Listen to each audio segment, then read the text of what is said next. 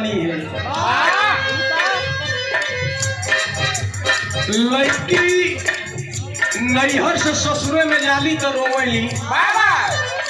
कौनो लड़की का बियाह हो गई रहल 20-25 दिन के बाद ओकर भैया बाबू विदाई कराओ बदे चल रहे। दुआरे पर बैठल हुआ पानी दाना करत हुआ, इतने में जौने लड़कवा से शादी भई रहल घूमत घूमत आए गल। जब देखलस अपने सार और ससुर के गोड़ो नहीं धरत था, घरे में जाए के गमछा लेके लगल रोवत। तब का हम रोवत चली।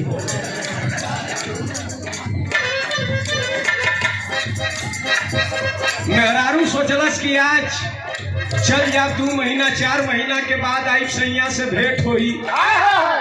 सोचलस कि चली अपने रजऊ से 2 बात बतिया ले, हाल चाल ले ले। जब अपने घरे में अपने रूम में पहुंचल, दुल्हन देखलस गमछा से आंस पोंछत हुआ। दुल्हनिया कलस रजऊ हो रजऊ, विदाई हमारे तू काहे बदे रोवत हुआ। लड़का कलस हे रानी का देही, अरे खाना पानी तो पूरा को अरे दुल्हन अपने सैया का दर्द देख के, अपने सैया के आंखी में आंस देख के घरवे में एक ननद रहल और वही नंदी से जाए के दुल्हन कहत है का कले है बाबू।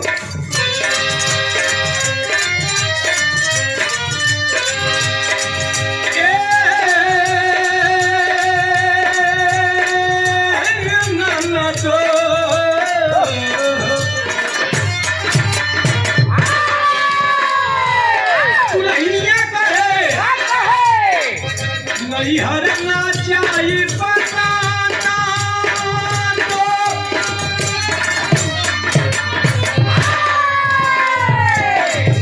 नहीं, हरना चाहिए पता तो जी के छोड़ के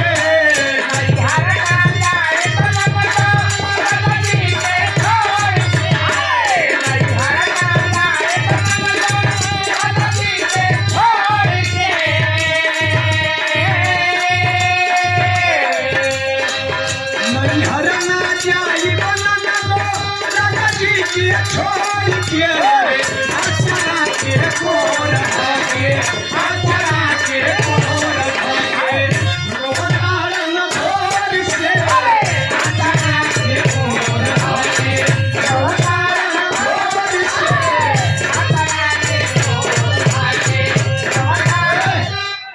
का सुना हम कहत तो बड़ा बदनामी हुई। जाए के कह दे तू हमरे भाई बाबू से की विदाई हमार न होई। नंदी कलश ई का कहत हुए भौजी, बड़ा बदनामी होई विदाई न होई। तो कह सुना हम बतावत हई। रोवतार ना पाने रो